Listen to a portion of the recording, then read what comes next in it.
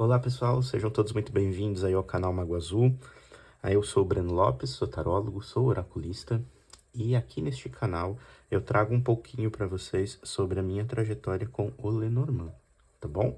Neste vídeo especificamente nós vamos fazer aqui uma resenha, um unboxing resenha deste Lenormand aqui, tá? Não é bem um unboxing porque ele já faz parte da minha coleção há um tempo, tá? Mas ele é um deck que tá aqui e que eu gostaria de mostrar para vocês e que tem muita gente que tem curiosidade também de conhecer esse deck. No mercado aí, né, dos oráculos, ele não é um deck tão barato. Ele é um deck que tem que investir um dinheirinho nele para conseguir.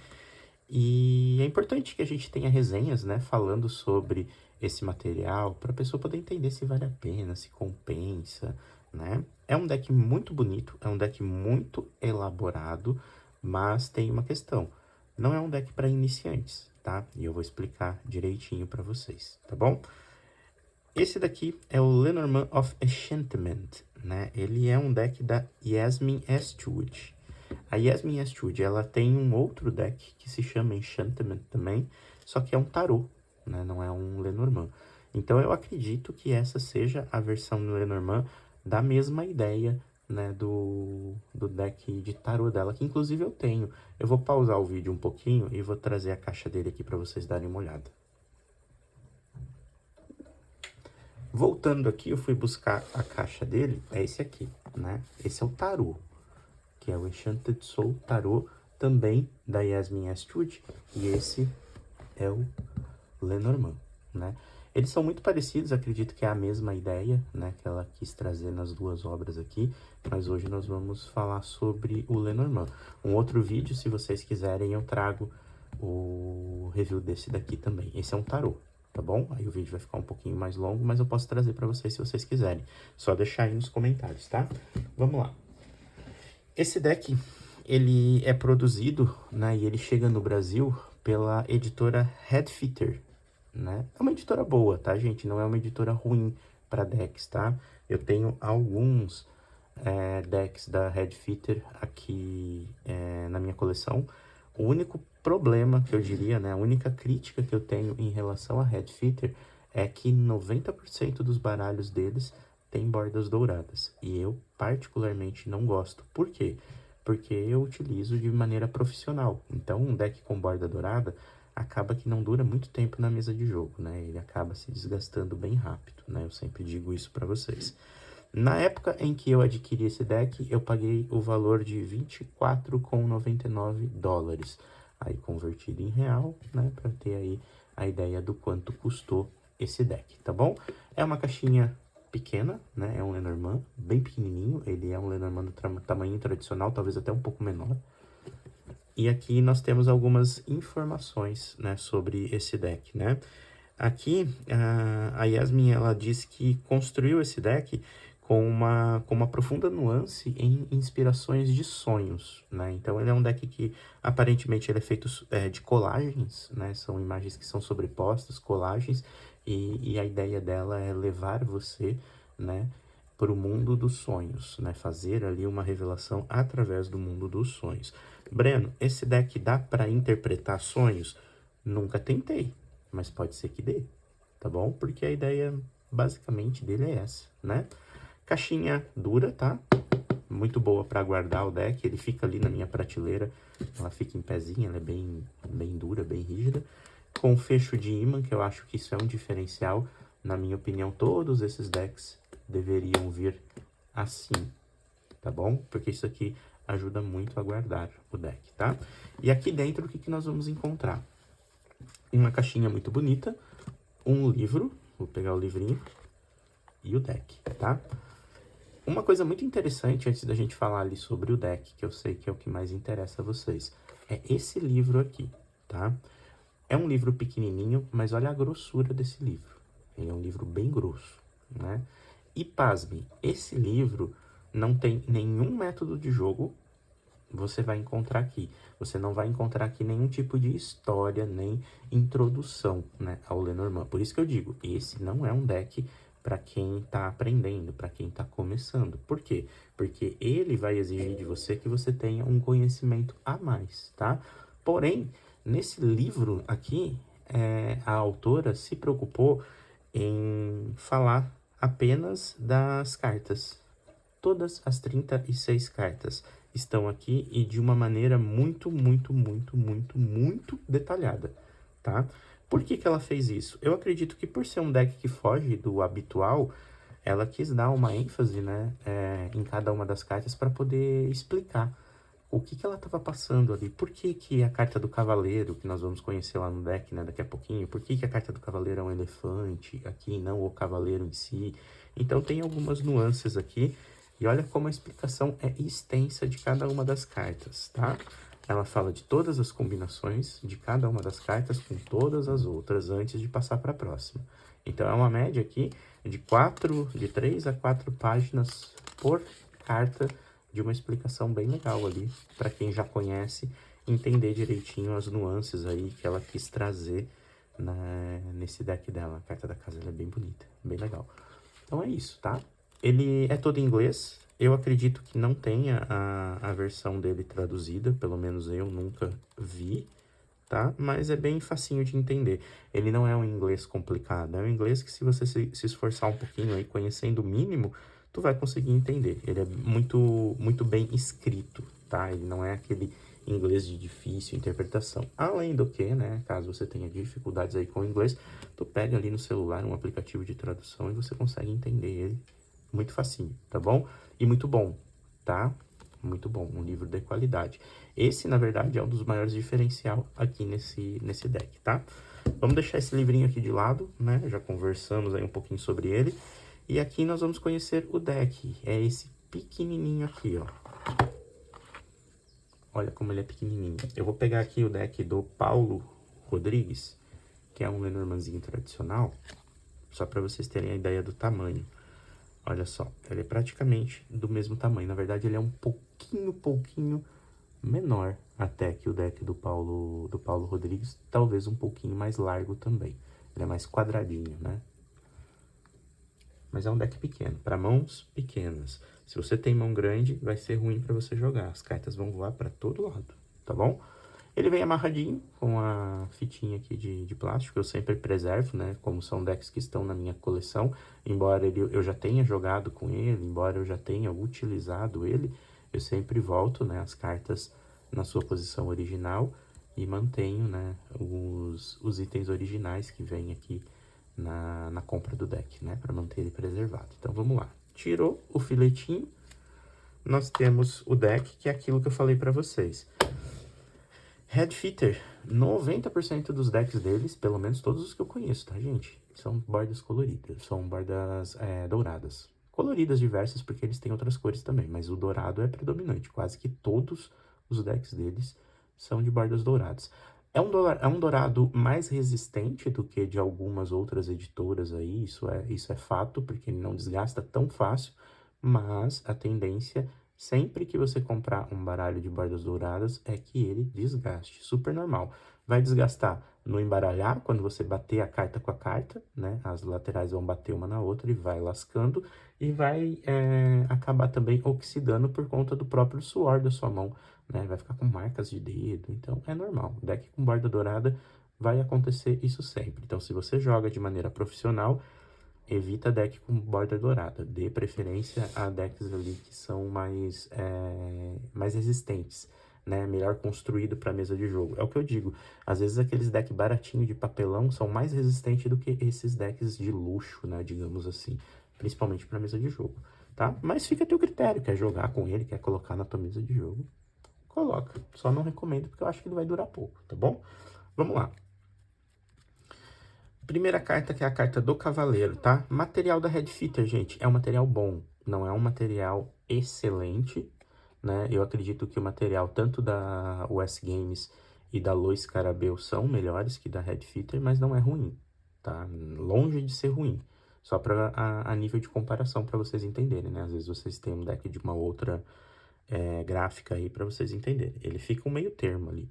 Ele é quase que a mesma qualidade de um deckzinho ali da Lois Carabel, tá bom? Carta do Cavaleiro. Aqui a Yasmin representou o cavaleiro com um elefante, né? Interessante, né? Uma outra visão para a carta do cavaleiro. O trevo. Olha que legal o trevo. Ele tá numa posição muito conhecida do tarô, de um arcano maior. O trevo numa posição do dependurado, né? Olha ele penduradinho ali pelo cabo. O barco.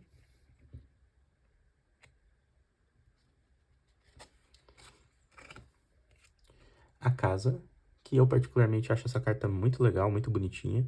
É uma bota, né? Como se fosse uma casa de algum elemental, algum ser da natureza. Tipo, me lembra muito Smurfs, né? Uns serzinhos da natureza, construíram uma casinha ali numa bota, né? Prosperaram. Muito legal. A árvore. E é muito legal essa carta da árvore no deck dela, porque olha que legal, né? Uma coisa que às vezes muitas pessoas não utilizam na conexão com a carta da árvore, que são as raízes, né? Olha as raízes da árvore aqui sendo expostas, né? Então ela faz aquela conexão, tá vendo? A faixa de terra conecta com, com a terra e com o céu, conexão com o céu e com a terra, né? A copa da árvore. Inclusive aqui tem borboletas coloridas, então é uma carta que você consegue visualizar nela muito o que a carta da árvore realmente representa, né? Assim como essa daqui, que é a carta das nuvens, né? Representada aí por uma tormenta e uma árvore solitária ali. Muito legal. Serpente, a cobra, com uma conotação clássica religiosa, né? Até cristã, porque aqui no cantinho temos a maçã, para dar, né, aquela analogia com o pecado, e isso puxa muito para o lado do cristianismo. Então é uma simbologia que não faz parte da tradicionalidade ali do baralho, mas que fica legal para pessoas poderem entender e sacar essa nuance de cobra, traição, tem serpente, tem maçã, alguma coisa não tá certo, né? O caixão, aqui ele é representado por uma lápide, e desta lápide nascem plantas, tem uma rosa preta ali também. Muito legal. Flores, ou buquê, aqui com flores amarelas, em sua maioria girassóis. Foice e o trigo, simbologia tradicional. O chicote. E aqui eu não me lembro, mas eu preciso dar uma olhadinha no livro para entender o porquê que na energia da carta do chicote ela inseriu os corvos aqui, né? Por que será que tem corvo aqui? Vocês sabem dizer? Se você souber, deixa aí nos comentários se tiver um palpite. Mas depois eu vou dar uma olhadinha no livro só para tentar entender o porquê que ela colocou os corvos aqui. Porque para mim não faz muito sentido, assim, de primeira, os corvos ali, né? Olha que legal a carta dos pássaros. Principalmente porque ela tem duas pilastras aqui, né? Ela lembra um pouco a carta da própria Imperatriz, né? Da sacerdotisa, desculpa, lá do tarô, né? As duas torres. E os pássaros aqui representados por flamingos, que é uma árvore muito bonita, né? Parece um paraíso, né? Tipo uma imagem meio de paraíso, algo assim. A criança, muito bonitinha a carta da criança. E na carta da criança é onde a gente consegue ver bem a questão de que é uma colagem, né? Porque se você olhar de pertinho, você vai perceber que ela foi combinando os elementos, a posição da criança com a lua, com a varinha, né? A estrela. Então é tudo montado ali com colagens. Claro que tem, né, uma finalização gráfica aqui depois, mas ele é um trabalho bem artesanal, bem de bricolagem, né? Muito legal. A raposa, que inclusive é a carta que estampa a capa do deck, né? Muito legal essa raposa também. Aliás, todas, tá, gente? Todas as cartas do baralho são muito bonitas, tá? O urso. Um urso polar de gravatinha e cartola. Por quê, né? Porque o urso ele também fala sobre poder.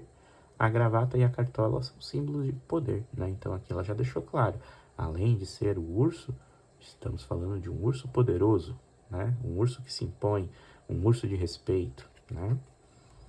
Estrela, clássica, estrela, estrela, estrela. Não é nada muito, muito elaborado. Se vocês olharem de perto, vai ter alguns desenhos astrológicos ali.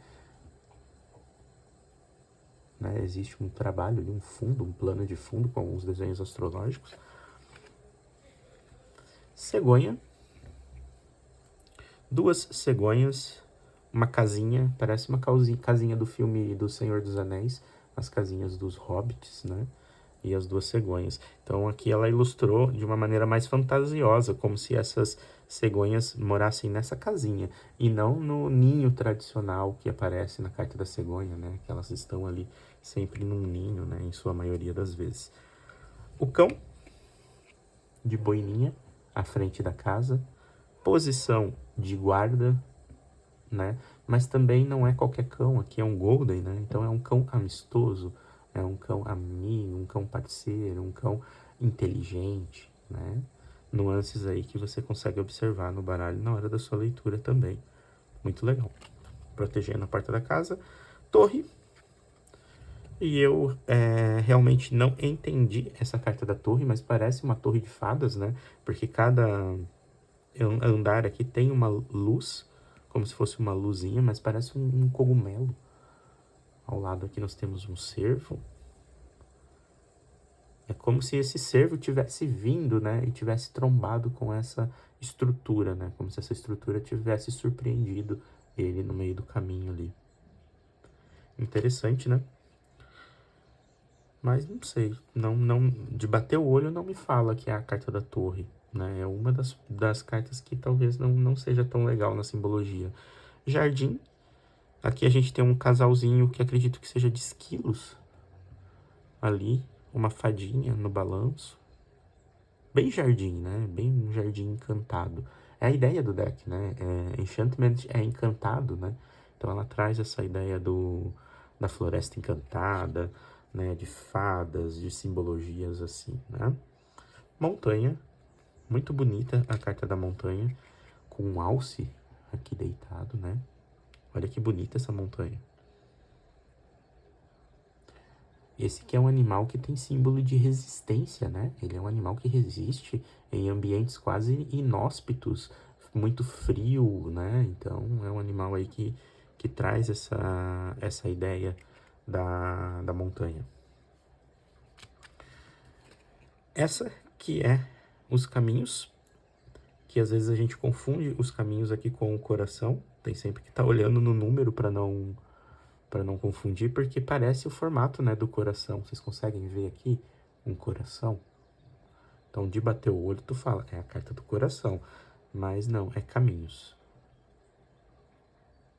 Né? Como se fosse um caminho sendo visto por de dentro de uma janela. Isso aqui é um vitral, parece um vitral. Os ratos.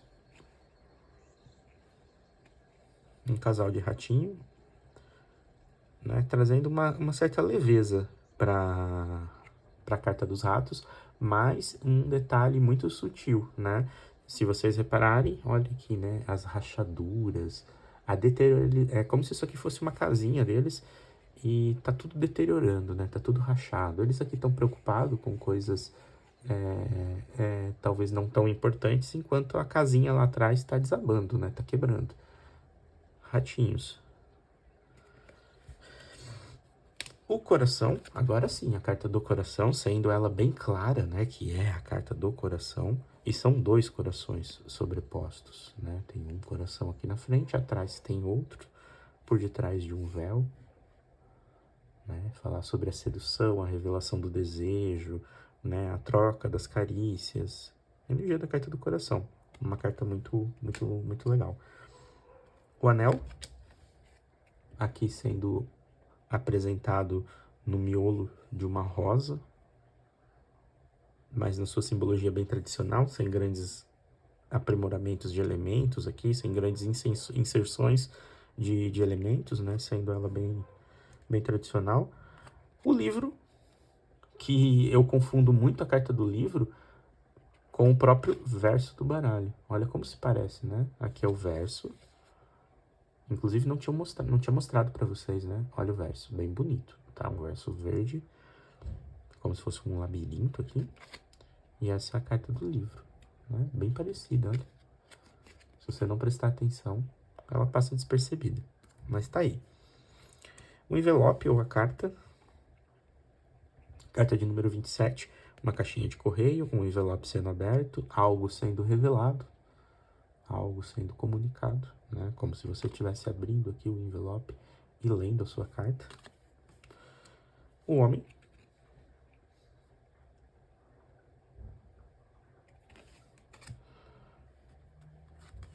A mulher.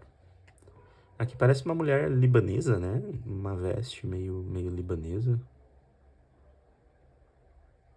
Não casa muito com a carta do homem, mas talvez a ideia seja essa mesmo, né? De não se parecerem. A mulher, de certa forma, ela é direcional, ela tá ali em uma posição de olhar para frente enquanto o homem te encara, né? Perde-se um pouco ali o direcionamento. Não é algo que vai fazer a sua leitura ficar ruim, mas às vezes pode fazer falta para quem está acostumado. Os lírios aqui não são lírios brancos, são lírios rosados. E parece um ambiente meio frio, né? Como se ele estivesse prosperando em meio a algo que não fosse tão apropriado assim. O sol, básico, objetivo, direto, sol sendo o sol. Lua sendo vista por entre, né, umas pilastras aqui, né? Aqui tem como se fosse um portal. E a lua sendo vista ali. E aqui o mar sendo refletido. Também muito tradicional. A chave, que inclusive é a carta que estampa a capa do livro. Legal, muito bonita, né? Uma chave muito bonita, mas também aí dentro da simbologia tradicional, sem grandes inserções aqui, né? Peixes. 2 peixinhos aí. O rei de ouros, né? Peixes é um naipe de rei de ouros. A carta da âncora. Uma gaivotinha aqui no cantinho. E aqui é uma praia, né? Visivelmente uma praia. E finaliza na cruz. Simbologia tradicional, né? A cruz barrando o sofrimento, barrando a dor, finalizando o que tem que ser finalizado para que você siga em busca, né, da sua ascensão, a luz brilhando lá atrás, o sol brilhando lá atrás, as coisas boas brilhando lá atrás, né? E é isso, gente. Um baralho muito bonito, tá? Para quem gosta de um baralho temático, numa simbologia muito legal de fadas, né, de encantamento, de sonho, ele embaralha super bem, né? Como eu digo para vocês, ele é um deck para se embaralhar com leveza, não é um deck para você sair jogando ele por aí, porque senão ele vai se acabar. Ele é um deck, de certa forma, frágil, mas que você vai conseguir jogar com ele aí, se você já tem um conhecimento de simbologia, tá? Ó, o sol, uma carta positiva aí pra gente, pra falar aí da semana encantada que nós vamos ter, com muito sucesso, muitas conquistas e muitas coisas boas aí pra todos nós, tá bom? É isso, gente, espero que vocês tenham gostado desse deck. Esse é o Enchantment, né? Tô errando sempre, mas é isso, tá? Deve ser alguma coisa assim, tá bom? É o Enchantment, que é da Yasmin Astwood, e ele é publicado pela Headfitter. Se você gostou desse vídeo, não esquece de deixar sua curtida, seu comentário. Isso é muito importante aí, né? Para os vídeos aqui no YouTube. Eu tô muito acostumado com o TikTok, tá, gente? Então, me perdoem. Até eu acostumar aqui com o YouTube vai levar um tempinho. Mas é isso, tá? Espero que vocês tenham gostado. Não esquece da curtida, do comentário, de seguir, compartilhar, enfim. Tudo aquilo que vocês já sabem aí, né? Que precisa ser feito para ajudar a gente aqui, tá bom? E me diz aí nos comentários, tem algum deck de Lenormand que vocês gostariam de ver aqui? Eu tenho muitos decks na minha coleção. Coloca o nomezinho dele aí, que pode ser que eu tenha na minha coleção e eu trago aí para vocês verem, tá bom? É isso, gente. Obrigado, até logo e tchau!